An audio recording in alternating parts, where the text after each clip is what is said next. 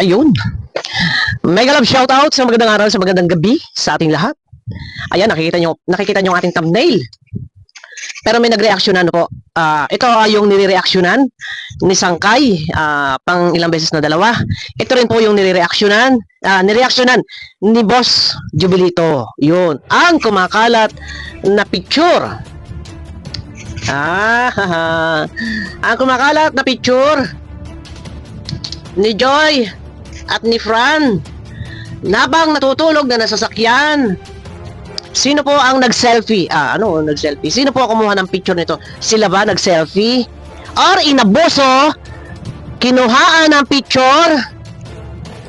Shout out muna sa mga kinikilig. Shout out muna sa mga kinikilig dyan. May galab shout out sa lahat ng mga kinikilig. Nakakakilig, di ba? Nakakakilig. Kasi may mga ganitong eksena na kahit walang love team, na kahit ayaw po ni Nanay Melda, pero sa mga kinikilig yan, panalo kayo. Di ba? Off-cam, sa ngalan ng love team, bilang, sabi nating artista ni Kalinga Prab, dapat may makikita tayo mga sweetness sa love team, pero wala nga po love team dahil ayaw nga po ni Nanay Melda. Di ba? So, panalo ngayon yung mga kinikilig dahil may ganitong eksena off-cam. Sa ngalan ng love team, walang love team. So, personal, meron palang ganitong eksena. Pero dalagat binata, ano po? Wala tayong magagawa doon. Hindi natin pwedeng kontrolin yon. Kahit may kasabihan nga po, harangan man ng sibat. Ayaw man ni Nanay Melda ng love team. Pero harangan man nga ng sibat, pag gusto ng isang tao, sa kasabihan sa pag-ibig yun, hahamakin ang lahat. Makita ka lang. Para mga ganun ano. Ay, anong nangyari? Sila ba nag-selfie? Sino kumuha ng picture nito? Na habang natutulog, kinuna ng picture. Mali ito. Inaaboso ang tulog. Real talk. Pasensya na guys. Di ba? Nakakakilig ko sa kilig. Dahil wala tayong kaalam-alam na sila pala, sa totoong buhay, ay may ganitong eksena, may ganito, o sila may nagkakagustuhan, ay wala namang problema doon, dalagat binata. Ang problema, bakit po ninanakawan ng picture ang tulog? Ayan, makikita ninyo, yan naman ay napakita na ni Sangkay po, nakuha ko ngayon sa kay Sangkay at nareaksyon na rin po yan ni Jubilito ngayon. So ipakita na rin po natin at yan naman po yung namayagpag na, nakapost na yan sa Facebook, ginawa ng reels ng iba. Anong tawag dyan? Hindi po natin yan masasabing yan ay AI. Iba po ang AI. Ano po, gumagawa ako ng thumbnail na AI doon sa isang account ko na Bonita Pilapil. Silipin nyo po, Bonita Pilapil. I-search nyo. Ang tawag dito na kinuna ng picture habang natutulog ay pang-aaboso sa walang kamalay-malay. Kinukuna ng litrato and then siyang inilalabas sa social media. Sino po kumuha? Yun ang tanong.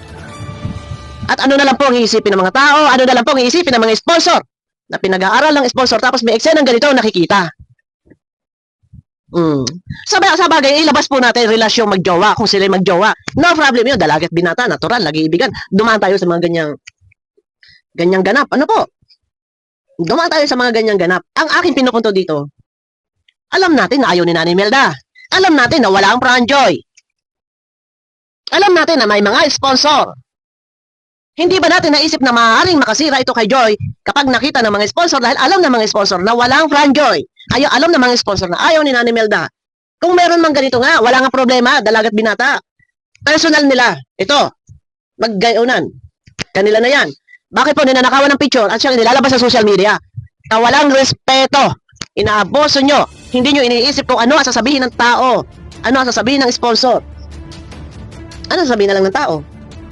Di pa ayaw-ayaw pa si Nanay Melda. Gusto rin pala naman ng anak. Di sana napalabtim na lang. Nang sa ganon, may hiligan man ng ganyan, at least part ng love team yun, ng trabaho yun. Ngayon yun eh. Kung ipinalove team ko, nag-love team pa, nakakuha ka pa ng sponsor. Ayun, nagkuha ng picture nito, o respeto sana, kahit natutulog, huwag ninyo nakawan ng picture tapos ilalabas ninyo. At ang pinakamantot nito ito pa, may nag-post. Hindi ko na babasahin kung sino nag-post nito. Ayan po, wait lang. Ayan po, may nag-post against the light. Ang sabi po, sa Franjoy Nians, Nakiusap po sana sa lahat ng mga franchise supporter, sa lahat ng mga franchise supporters na wag na mag-post ng mga private ganap or moment ng dalawa, lalo na kung wala naman sa vlog. Tama naman yun. Eh bakit nga? May nagpo-post, bakit nga nila nakakalabas yung picture na sino naglalabas? At sino ang kumukuha ng picture? Sana alam natin ang salitang respeto sa pribado nilang buhay. Correct! Sana alam niyo respeto. Kung sino ka may nagnakaw ng picture at hindi mo inisip kung ano ang magiging epekto nito kay Joy, wala tayong pakialam kasi personal na yan. Opinion ko to. Ayaw pala ni Nanay Melda ng love team. Eh bakit nga yung anak nakikita ng ganito? Hindi ba natin naiisip yun? Di pa ayaw yung ina. Tapos yung anak nakikitaan ng ganito. Sabi ko nga, okay lang. Sana kung makita na merong love team, tapos makikita may ganito, no problem yun. Eh wala na nga eh. Oh, ay ano pa? Bakit pa? Di pa ayaw pa nung nanay. Oh, yun nga yung sinasabi ko na yun ang iisipin ng iba. At hindi pa natin naisip na may sponsor na pinag-aaral ng sponsor. Ay, nako, yung aking ni-sponsoran ay may pahilig-hilig na pala at kung saan-saan sumasama. Yun ang sinasabi ko sa inyo. Nakakarating kung saan-saan may mga kasama. Sino mga kasama? Sana alam natin ang salitang respeto sa pribado nilang buhay. Huwag lang yung basta lang makapag-post lang tayo. Hindi man lang iniisip kung makaka-apekto ba yan sa dalawa. Tama naman yun. Yan. Fran and Francine Aquino, lalo na sa dalawa kay Fran and Francine Aquino. Lalo na kina boss, hindi ko na mabigkasin. At Kalingap Rab, kunting respeto lang para sa privacy ng dalawa. Yun nga ang tanong nga. Tama naman 'tong sinasabi niya. Itong sinasabi niyo, pangalano ko na kay si Saibon. Ito yun eh. Hindi konting kibot, may nakitang sweetness ng mga picture. Lalo pat ito naman na hindi naman part ng vlog ng love team. Marapat ba na yan? Isa publiko, di ba? Alam natin na ayaw ni Nanay Melda. Ano na lang sasabihin ng tao? Di pa ayaw pa si Nanay Melda, gusto rin naman pala ng anak, may pahilig-hilig pa, may pahila-hila pa sa pagsayaw ng TikTok. Yun yung sinasabi ko, hindi natin iniisip kung ano ang iisipin ng ibang tao. Ngayon, yung pagkuha ng larawan na natutulog, pang-aabuso. Walang kamalay-malay, bawal po yan. Bawal yan. Hindi ko alam kung ito ay selfie nila at nagtulog-tulugan, hindi ko alam. Ano po? Ay kayo, mag-analyze. Ay nilabas na yan. Pinakita na ni Sangkay. Dalawang upload na yan ni Sangkay noong una, ng blind item. Ay hindi blind item yun. Sinabi lang ni Sangkay na meron siyang alam. Ako may hawak na ako niya noon. Hindi ko lang pinapansin kasi nga nandun ako sa isang account ko sa Bonita Pilapil. Yeah, supportahan nyo naman ako guys, Bonita Pilapil. Doon po ako natambay. Ang akin lang, kasi natutulog, wag nyo kunan ng ganon. Yung ganong nakahilig ng ganon. Anong motibo? Anong layunin? Ano ang inyong gusto mangyari? At bakit kailangan nyo picturean? For what? At ipakita ninyo for what? Para masira si Joy sa mga sponsor at isipin. Siyempre, masira sa mga tao. Ay, sabagay. Wala tayong nga magagawa. Kung gusto nga ni Joy. Kung gusto ni Joy, ano ba? Buhay nila yan. Wala tayong magagawa doon. Kaya lang, sabi ko nga, ayaw na Nanay Melda.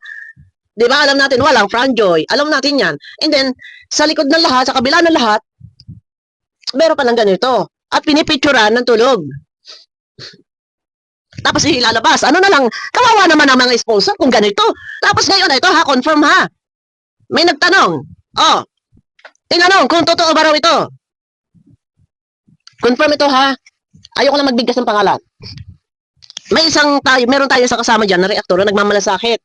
Nagtanong-tanong kung alam ba ito ni Joy. Yung picture na to, ang sagot daw ay hindi raw yan alam ni Joy na pinicturan. Legit yan ha. Baka gusto nyo, ilapagan ko pa kayo ng screenshot.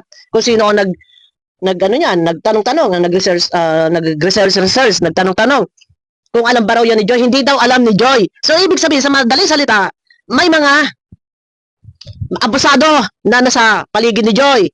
Kukunan ng picture, and then ganito na hindi natin iniisip kung ano na sasabihin ng tao, lalo-lalo na yung mga sponsor na sinusuportahan siya, pinag-aaral, tinutulungan sa pag-aaral, tapos may ganitong ganap na may hiligan na pala. Ay ilang oras yung hiligang iyan? Ano na yung pagka nagkaganunan? Ano na yung tawag doon? Kasi siya na guys, may mapula. Nag-reflect yung aking kortina dito sa kwarto. Yun yung sinasabi ko. Mayroon tayo mga dapat isasaalang-alang. Kasi baka mamaya madismaya, mawala ng gana yung mga sponsor. Ako nang ire. Kung ako man ng sponsor, pambihira. Tinutulungan kita, pinadadalan kita ng allowance mo, tinutulungan kita sa tuition mo, tapos ganyan pala yung pinagagagawa mo. Yun yung sinasabi ko. Yung mga ganyang eksena, hindi na dapat yan pinipicturan. Personal nila yan eh. Kung mga pagod kung saan magaling to, nagpunta ng Naga, o saan ba yun? Hindi na dapat picture-picturan yan. For what nga? Bakit nga inilalabas para mas marami pang kiligin? Pag ganyan kayo, magiging basher ako. Sinasabi ko sa inyo, hindi ako sangayon sa mga ganun. Yung mga nagkukuha-kuha, mapang-abuso kayo, hindi tama yung ginagawa ninyo, hindi dapat ganun. Sa halip, kayo, protektahan ninyo kung sino man na naglabas nito, kung sino man na kumuha ng picture na to. Dahil isasalang-alang ninyo yung kapakanan niyan ni Joy na baka masira. Sa bagay, problema naman na yan ni Joy, sa totoo lang talaga. Kahit man, pagbawalan nga ng ina, kahit nga ayaw ni Nanay Melda na yan ay masalang sa love team, kung gusto din naman talaga ni Joy, wala naman tayo magagawa. O, di ba? Kaya lang, ang aking nga pinupunto dito, bakit nga ninanakawan ng picture kahit tulog? Tapos ilalabas, tapos may magpo-post, kagaya nagpost si Saibod, nakikiusap, wag para post-post. Respeto! Respeto lang. Dahil unang-una may mga sponsor, makikita ng mga sponsor, ganyan pala, ini-sponsoran ko. Tinutulungan ko, pinag-aaral ko, may kahilig na lalaki. Yan yung sinasabi ko sa inyo, kaya ako naiinis kagabi pa. Ayoko sana re-reactionan yan, sa totoo lang. Pero, kung sila man, magyapusan, naghalikan, personal nila yon. Hindi nyo kailangan nakawan ng picture. Baka may picture pa kayo dyan na super sweet. Panalo, yung mga kinikilig, panalo, yes, panalo, pero pang-aabuso yung ginagawa. Hindi tama yon, mali sa batas, bawal sa batas yan. Wala sino man na pwedeng gumamit o kumuha ng larawan na walang pahintulot, bawal yan na natutulog. O kung ninyo, inaabuso nyo ang tulog. Bawal yon. Sana nagpa-love team na lang. At least may makita man ng mga sweetness, na mga ganap, mga eksenang ganon, at least walang problema. Dahil part ng love team. Oh, sana pumayag na lang si Nanay Melda. Anong nangyayari ngayon? Ayaw nga ni Nanay Melda, pero may nakikita ng ganito. So, useless din yung pag-ayaw ni Nanay Melda. Lumalabas doon na hindi nirespeto ni Joy yung ano ni Nanay Melda. Kasi ayaw ni Nanay Melda ng love team. Anong gusto? So, kahit ayaw ipalove team para walang mag-benefits, hindi mag-abuse si Rab. Parang ganon. Or, okay lang siguro na magkaroon ng relationship si Fran and si Joy, basta wag ilabti para hindi mag-benefits na, hindi na kumita si Rab. Para mga ganun tipong naiisip ko. Kung ito ay okay kay Nanay Melda. Kung yun ay pabor kay Nanay Melda, na okay lang yan kasi dalagat binata. Pero ang aking naiisip doon, kung iyan ay payag si Nanay Melda na si Joy at si Fran ay okay silang dalawa, yung magkaibigan na super close sila, kung okay kay Nanay Melda at ayaw naman ni Nanay Melda na ito ay i-love team, mapapaisip ako na hindi maganda. Bakit ayaw mong i-love team? Pero okay lang sa iyo na nakikita natin na ganito, may relasyong close friend talaga sila, super.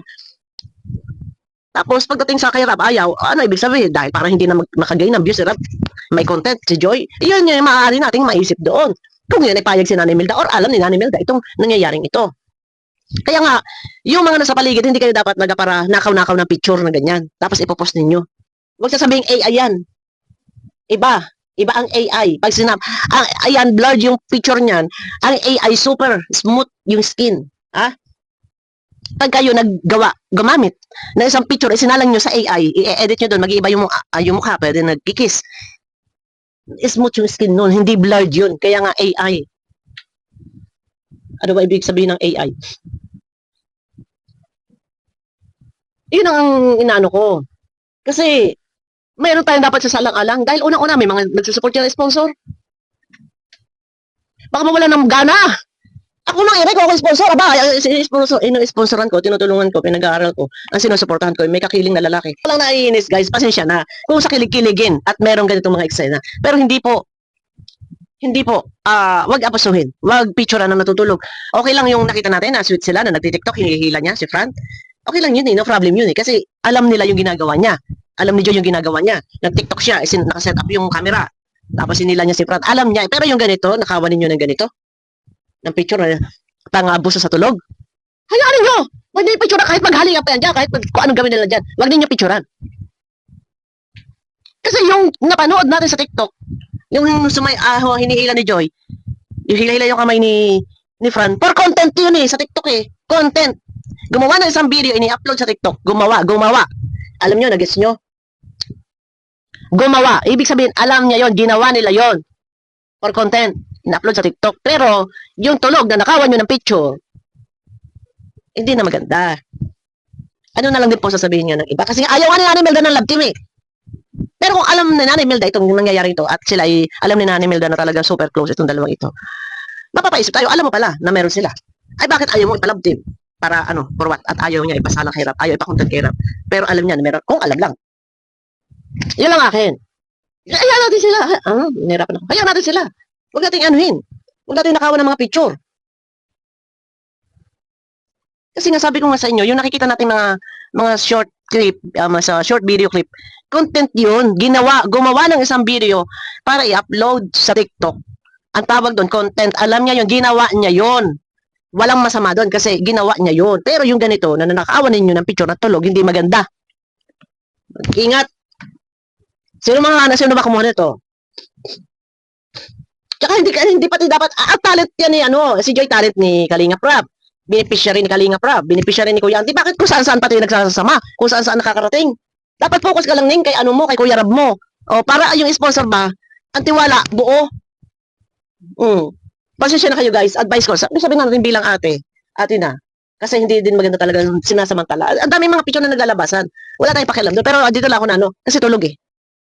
Kung mga pagod dyan, sasakyan, tapos nanakawan ninyo ng picture yan. For what? Anong motibo? At pinalalabas nyo yung ganyan. Alam nyo may mga dapat isa lang. Baka mawala ng gana mga sponsor. Tulungan na pag-aral. Sa halip tulungan, hindi na. Kasi pag-aralin eh. Tapos ganyan, may hilig-hilig. Yun ang hindi iniisip ng mga nagnanakaw ng picture. Bahala kayo dyan. Abangan nyo ako guys sa aking next video.